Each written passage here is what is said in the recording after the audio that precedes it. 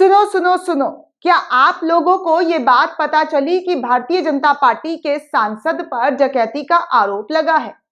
डकैती करते हुए एक खबर सामने आई है। क्या किसी चैनल ने छापा?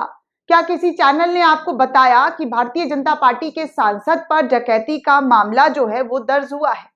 खैर, मामला दर्ज तो अभी हुआ है, लेकिन पिछले 12 दिनों से जो फरियादी हैं वो फरियाद कर रहे थे कि कोई तो केस सुन लो, कोई तो केस ले लो, कोई तो हमारी बातों को सुनो, तवज्जो दो। लेकिन उनकी बातों को तवज्जो नहीं दिया जा रहा था। लेकिन धन्य हो हाईकोर्ट का कि हाईकोर्ट की तरफ से सख्ती बरती गई और पुलिस को निर्देश दिया गया, तब जाकर भारतीय जनता पार्टी के संस्कारी सांसद पर डकैती का मुकदमा चलाया गया है। लेकिन अफसोस की बात, किसी चैनल पर ब्रेकिंग के तौर पर इस खबर को नहीं दिखाया गया, ना ही बताया गया। एक लोकल न्यूज़पेपर है, वो इस खबर को लिख रहा है और क्या कुछ लिख रहा है वो मैं आपको बताऊंगी। लेकिन उससे पहले आप जान लीजिए कि संस्कारी पार्टी के संस्कार किस कदर कूट कूट कर जनता के सामने आ रहे हैं, कैसे उनका संस्कार जो है वो छलक छलक कर लोगों के सामने आ रहा है।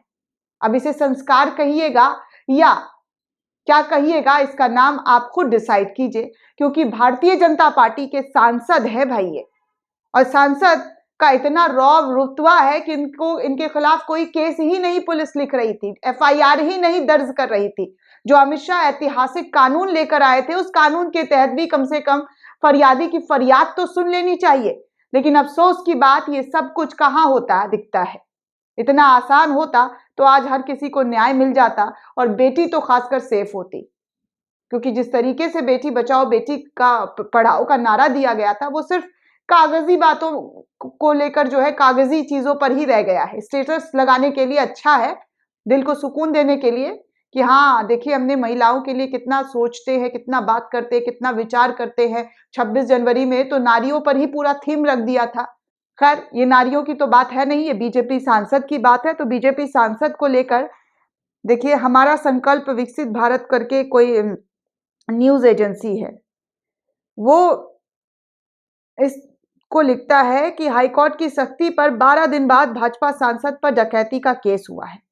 गोंडा सांसद कृति वर्धन, 2 पुलिस अफसर समेत 12 लोगों पर नामजद। मानकपुर में मकान और गुरुद्वारे पर कब्जे का मामला है इन साहब पर, कृति वर्धन सिंह पर।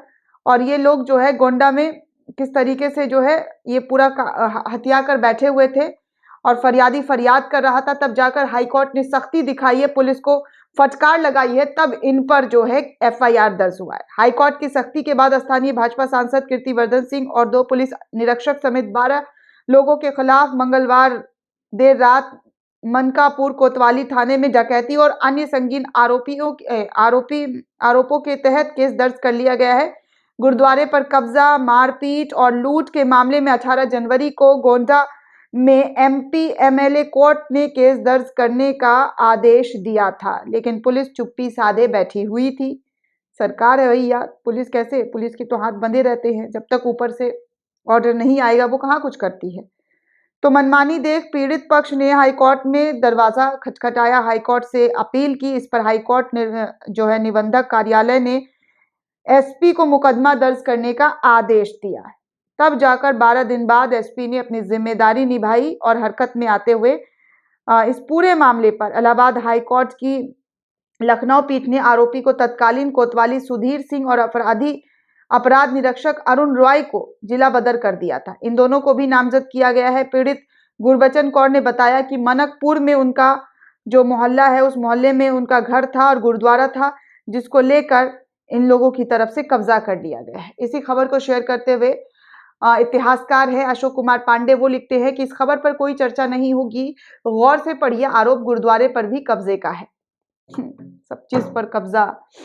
लेकिन खैर, धन्य हो कोर्ट का, हाई कोर्ट का, कि उन्होंने इस पूरे मामले को गंभीरता से लिया और सुनवाई करते हुए केस दर्ज करने की जो बात है वो पुलिस वालों को कही, एसपी साहब को कही, और एसपी साहब ने तब जाकर केस दर्ज किया है। दोस्तों, इस पूरे रिपोर्ट को लेकर आप क्या सोचते हैं, आपकी क्या प्रतिक्रिया है, हमें कमेंट करके जरूर बताइएगा। साथ ही साथ चैनल को सब्सक्राइब करना बिल्कुल भी ना भूलें।